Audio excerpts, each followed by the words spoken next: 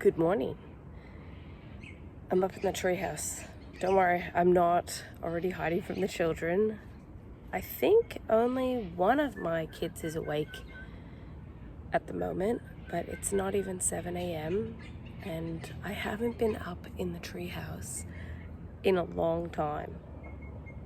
I don't entirely know why, but it's nice to sit up here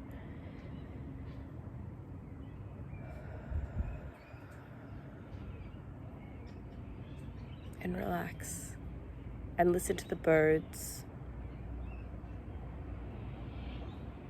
hear the noises of people heading off to work, a couple of dogs barking down in the valley, my own dog scratching around something down there. It's very peaceful in the mornings, and I want to give you permission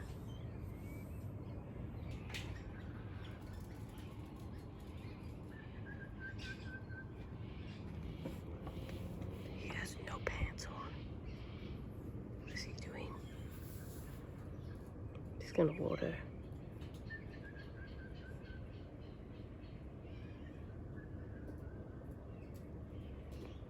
Good thing he doesn't wear like white thongs or G-strings in the morning.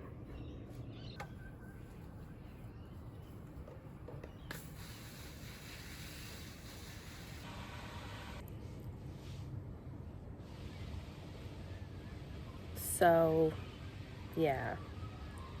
Tell me how after over 20 years with the same man, I can still be too shy to talk to you guys in front of him. Answer that riddle. Anyhow, it's early. It's just 7 o'clock now. He took a while to water. And I wanted to talk to you guys about something that I've been thinking about for a while. And that is getting up early. Now, my husband gets up early every day, except the weekends. And it's like the alarm goes off and he just gets out of bed. Like it just happens. And I'm like, how do you manage to do that? And he's like, I've got stuff to do. And I often feel like embarrassed and like, oh no, I've got stuff to do too. And I should be getting up. And why am I not getting up? And then I realized that there are certain times of the month where I'm like 80% more tired. And I'm trying to listen to my body telling me to sleep. So it isn't a matter that I didn't go to bed early enough or that I'm not disciplined enough to get up early like I should, or I should hustle, I should spring out of bed and just get right into it. I have spoken about this previously, getting up early thing. Who's that? Me. Where are you? Good morning. Do you want me to come down? Yeah. All right, I'll come down. I gotta go down. But I will continue this thought. At some stage, talk to you more about this whole thing about getting up early and what I think about it and how I think that maybe in my recipe of getting up early, I forgot an important ingredient. So hold that thought, and I'm kind of scared of huntsmans, so I better concentrate on what I'm doing, and I'll be back. Mommy. Yeah? So on one hand, I think that getting up early is really beneficial and good. You think about the bonuses of it. The house is quieter. You can be with your own thoughts. You might have time to make your own breakfast uninterrupted, or read the Bible, or pray, or meditate, or read a book, or write in a journal, or do some work before the children are up. That is largely what I do. I get up early, and that's when I do have uninterrupted time. But the deeper and deeper I dive into thinking about simple living, the more I think that sometimes, particularly because I'm a woman, there are going to be times of the month where I just feel like I need more rest. Or if I've had really, really busy days or very labor intensive days, like working hard in the garden or lifting a lot of heavy things and stuff like that, where is my grace for myself to then allow myself to lay in bed longer, to give myself permission to not worry about getting up at a certain time and just rest? I still think, even though there are blog posts and YouTube videos and TED Talks and conversations at parks, and we can hear something and we can nod our heads like, yes, yes, yes, yes, yes. I still think somewhere along the way, us humans got this glitch in our brain where we actually thought that resting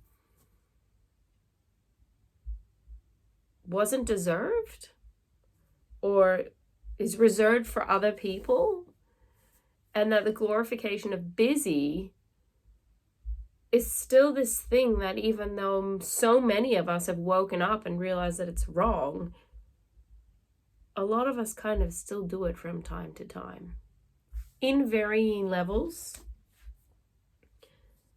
We kind of still do it. So that's my little thought for the day, is part of simple living is me really thinking about why I do the types of things that I do, assessing if I have levels of inflexibility in my life, and letting go, releasing. It's been an amazing journey, one that I highly recommend, and I think that's one of the things that people, it's the first thing people say when they find out that I have 10 kids. You must be rushed off your feet. You must be so busy. And yeah, when the kids were little, I was pretty busy, but the shift in my mind, that shift in my mind immediately made me far less busy and far less rushed off my feet. Because now that I'm older and I have more life experience, I'm like, what are we rushing for? Why are we rushing? Why are we stacking our schedules to be so full? It's only food for thought for food. It's only something to think about. Because I'm not saying that we shouldn't be busy or we can't be busy or that anything's wrong. I just really want to encourage people to really think. Just sit with your thoughts. Like, hey, I'm sitting with my thoughts going, so I want to get up at 5 a.m. so I have time to edit and cook my breakfast and everything. But there are times of the month where my feet are really sore when I wake up.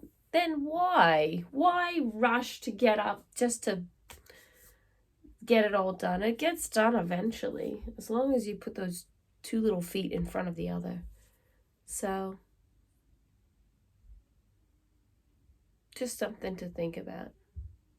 And it's not just getting up early. Pick anything in your life that you feel you're fairly rigid about, or that if it doesn't go to the plan that you have, if you're fairly reactionary to it, unpack those thoughts, unpack those feelings and emotions. Why am I like that when this doesn't perfectly align? Do I need to change? Does the plan need to change? Do I need to let go more and not be so hell-bent on keeping a certain rhythm or routine? It's just some things to think about. So, happy thinking, happy sitting with your own thoughts, and I'm glad that you're here. I appreciate you. I hope to see you again soon. and I'm gonna go and make my breakfast now. Bye, guys.